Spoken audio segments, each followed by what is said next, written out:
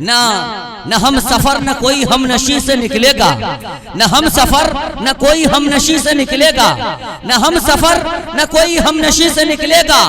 ہمارے پاؤں کا کانٹا ہم ہی سے نکلے گا، نہ کوئی ہم سفر نہ کوئی ہم نشی سے نکلے گا، ہمارے پاؤں کا کانٹا ہم ہی سے نکلے گا۔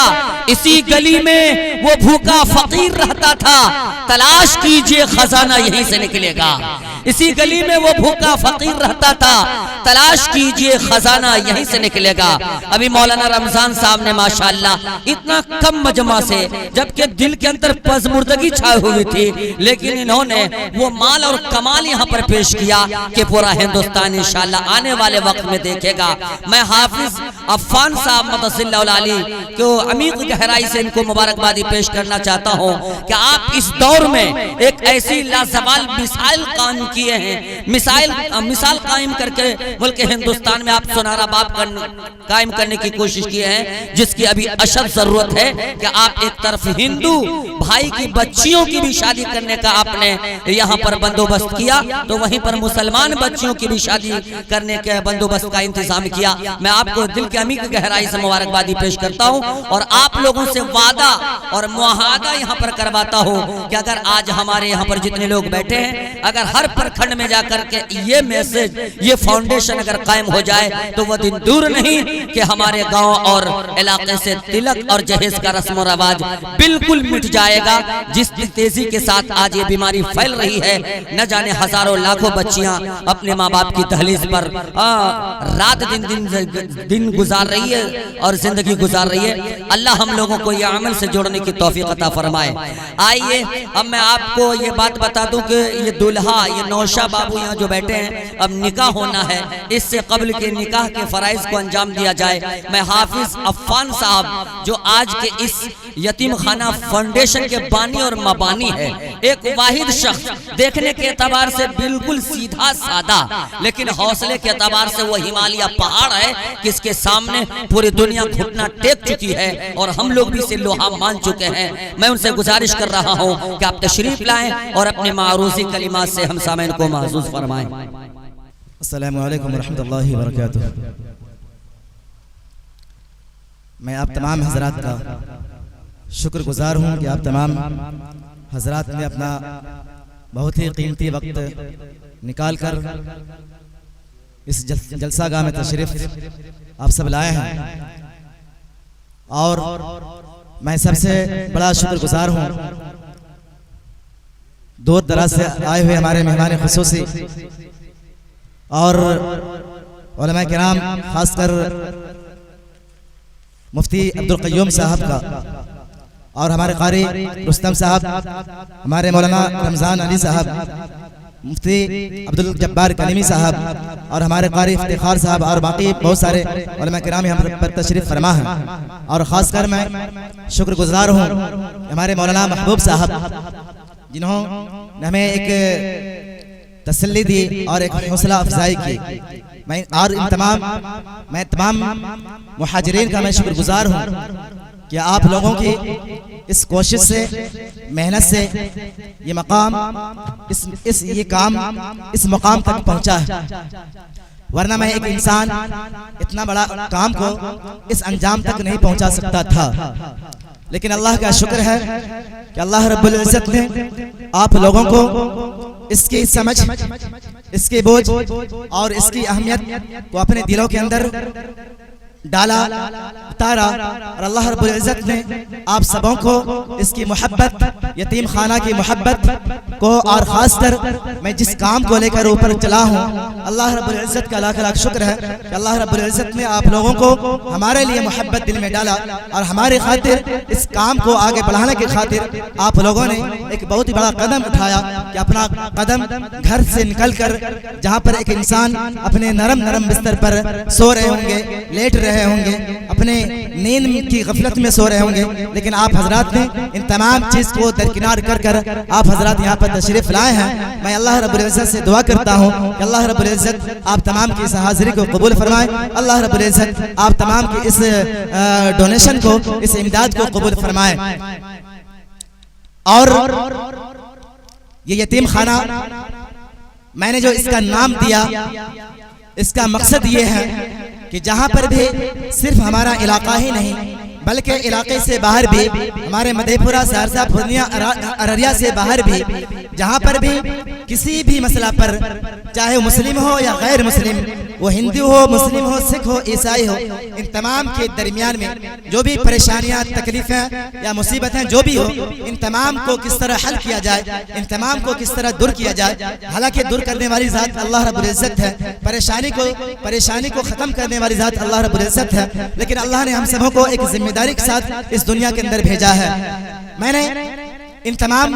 چیزوں کو دیکھتے ہوئے میں نے اس کا نام ایک یتیم خانہ فاؤنڈیشن ڈالا حالانکہ الحمدللہ ایک جامعہ تحفیظ القرآن الحمدللہ اب تک ہمارا مدرسہ چل رہا ہے آپ تمام کے سامنے جہاں پر بچی ابھی حاضر ہیں جہاں پر بچی ابھی وہاں پر جہاں پر نکاح پڑھایا گیا بچیوں کا نکاح پڑھایا گیا وہاں پر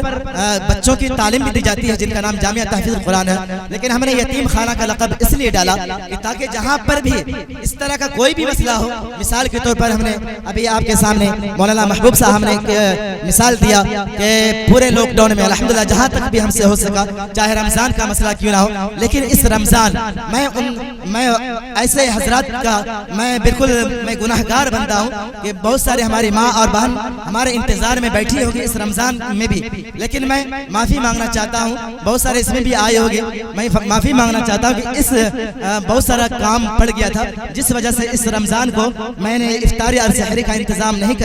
کروا سکا تھا لیکن اللہ کا شکر ہے کہ اس کے بعد بھی میرا جو ٹارگٹ چلا تھا کہ ہر گھر علاقے میں پرکھنڈ میں بلاک میں جو بھی مجبور غریب یتیم جو بھی ہے جس حساب سے ہو چاہے مسلم ہو یا غیر مسلم ہو تمام کی مدد کرنا میں نے اپنی ذمہ داری سمجھا تھا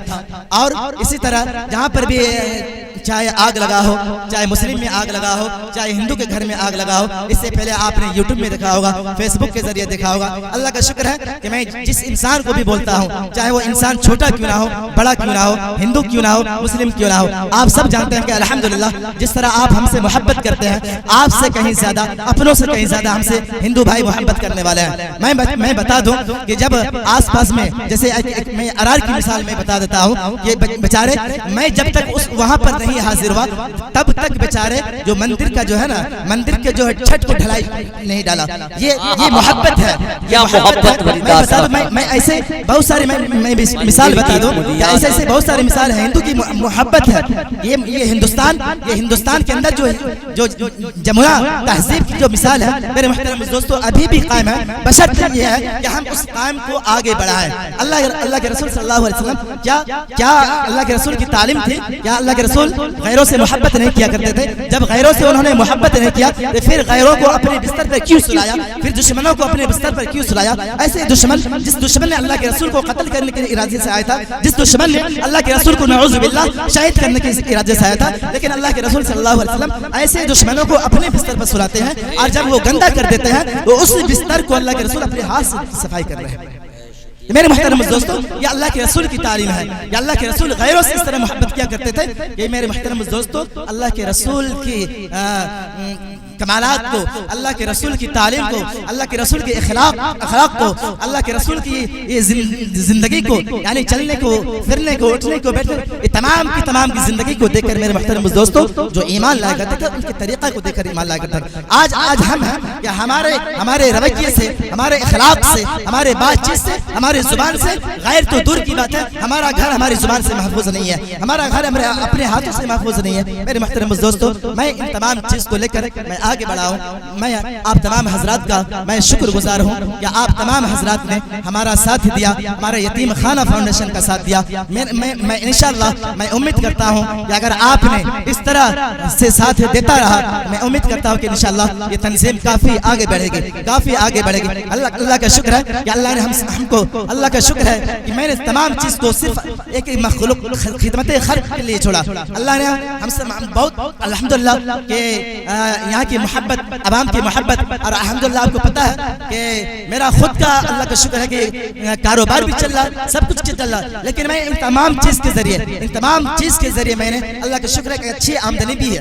الحمدللہ، لیکن ان تمام چیز کے ذریعے میں نے ایک یتیم خانہ کا ساتھ اس لیے دیا، یتیم خانہ کا کام اس طرح کیا میرے محترم دوستو، میں یہ سوچ رہا ہوں کہ خدا نخواستہ ہر انسان کو اس دنیا سے جانا ہے، خدا نخواستہ ہماری روح ابھی اس دنیا سے چلی گئی، قبض ہو گئی میرے محترم دوستو، اگر یہ تنظیم، اگر یہ کمیٹی یتیم خانہ فاؤنڈیشن اگر یہ قائم ہوتی ہے اور ہمیشہ قائم رہتی چلی جائے گی میرے محترم دوستو، ہمارے ساتھ ساتھ اگر آپ کا اس میں پیسہ لگ گیا ہے اور لگا ہے میرے محترم دوستو، ہمیں امید ہے کہ انشاءاللہ اللہ رب العزت آپ کے پیسے کو، آپ کے وقت کو، آپ کے مال کو، آپ کے جان کو اللہ رب العزت ہمیشہ جو ہے آپ کو قبول فرمائے گا اور آگے اس کا سلسلہ چلتا رہے گا۔ اس لیے میں آپ تمام حضرات سے ایک بار لاسٹ میں مؤدبانہ گزارش کر رہا ہوں کہ ہمارے سماج کے اندر جہاں پر بھی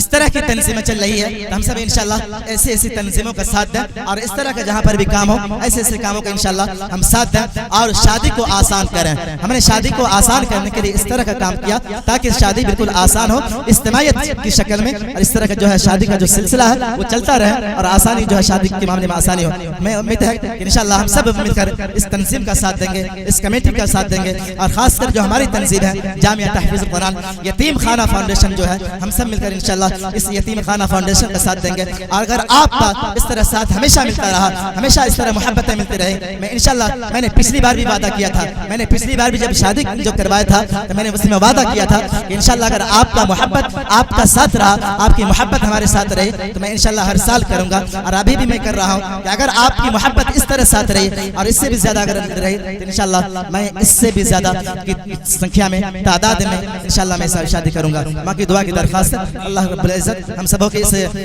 جو ہے وقت کو، جان کو، مال کو اللہ رب العزت قبول فرمائے، آمین۔ السلام علیکم ورحمۃ اللہ وبرکاتہ۔